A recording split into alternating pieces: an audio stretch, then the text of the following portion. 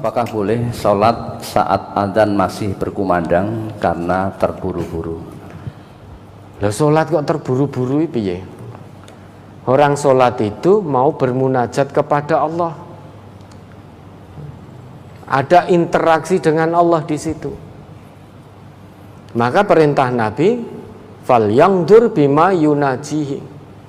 Hendaknya orang yang sholat itu memperhatikan betul apa yang sedang dia munajatkan kepada Allah. Lah sekarang sholat kok terburu-buru. Dengar adzan itu aturan agamanya, tuntunannya kita mendengarkan dan menirukan. Orang yang mendengar adzan kemudian menirukan adzan diiming-imingi oleh Nabi kita dengan surga. Masa panjenengan diiming-imingi Nabi surga tidak mau? Nabi kita kan bersabda, hadis ini dari Umar bin Khattab. Nabi bersabda, "Idza qala al-muadzinu Allahu akbar, Allahu akbar, qala ahadukum Allahu akbar, Allahu akbar." Jika muadzin itu berseru Allahu akbar, Allahu akbar, salah seorang di antaramu yang mendengar menirukan dengan mengucapkan Allahu akbar, Allahu akbar, summa qala asyhadu alla ilaha illallah, qala asyhadu alla ilaha illallah, dan seterusnya mengikuti ucapan muadzin itu sampai di hayya 'alas shalah, yang mendengar mengucapkan la haula wala quwwata illa billah, hayya 'alal falah, yang mendengar mengucapkan la haula wala quwwata illa billah, kemudian ditutup sampai akhir ya, la ilaha illallah, muadzin mengucapkan la ilaha illallah, yang mendengar menirukan dengan penuh keikhlasan yang keluar dari dalam hatinya, min qalbihi dakhalal jannah, maka dia akan masuk surga. Jaminan iming-iming dari Nabi. Ada muadzin menyeru Allahu akbar, Allahu akbar, dengarkan dengan khidmah, tirukan. Kemudian setelah itu berdoa dengan doa sesudah adzan. Kalau itu dilakukan, kata Nabi, man qala hina yasma'un nida, barang siapa setelah mendengar adzan berdoa, Allahumma rabba hadhihi da'wati tammah was salatil qa'imah ati Muhammadanil wasilata wal fadilah wa ba'athu maqaman mahmudanil ladzi wa'attah halat lahu syafaati yaumal qiyamah. Dia akan mendapatkan syafaatku pada hari kiamat nanti. Iming-iming surga masa tidak kepingin, terburu-buru.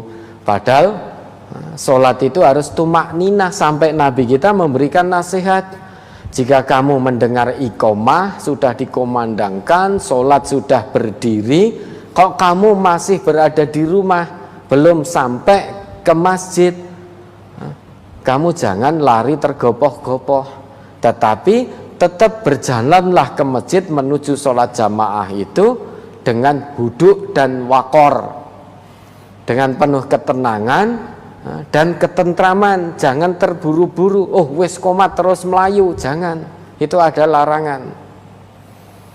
Meski mendengar iqomah sudah dikumandangkan, kita masih di rumah, tetap berjalan keluar menuju masjid dengan penuh huduk, ketenangan, dan wakor, ketentraman. Apa yang kita dapati bersama imam, sholat dengan imam, itu yang kita ikuti. Lah nanti yang kita tertinggal bersama imam, kita sempurnakan. Kenapa? Karena sholat itu bermunajat kepada Allah. Kalau kita lari mengejar sholat jamaah, sampai di tempat kita ngos-ngosan. Orang yang ngos-ngosan, nafasnya tidak teratur, itu sholatnya juga tidak khusyuk. Sedangkan sholat itu harus khusyuk. Maka datangilah tempat sholat dengan jalan penuh ketenangan, penuh ketentraman, sehingga sampai di tempat tidak ngos-ngosan, tidak gembrobios, tidak ini, sehingga ikuti sholat bisa dengan khusyuk. Nah ini pertanyaan tadi, dengar adzan terburu-buru, selak ngopo gitu loh. Wong diimingi surga oleh Nabi, Allah beri waktu kita sehari 24 jam. Masa dalam 24 jam mendengar dan menirukan adzan yang hanya beberapa menit kita tidak sanggup? Lantas terbuat dari apa hati kita? Kok lebih memilih terburu-buru mengejar keinginan dunia daripada mengusahakan surganya Allah? Dan orang sholat terburu-buru itu jelas tidak benar. Sholat kok terburu-buru? Padahal sholat itu munajat kepada Allah, menghadap Allah. Lah kok terburu-buru? Mesti cepat itu sholatnya. Bacaannya cepat, gerakannya cepat. Bahkan mungkin 4 rakaat selesai dalam 2 atau 3 menit. Padahal 4 rakaat. Ya, lebih dipahami lagi makna sholat.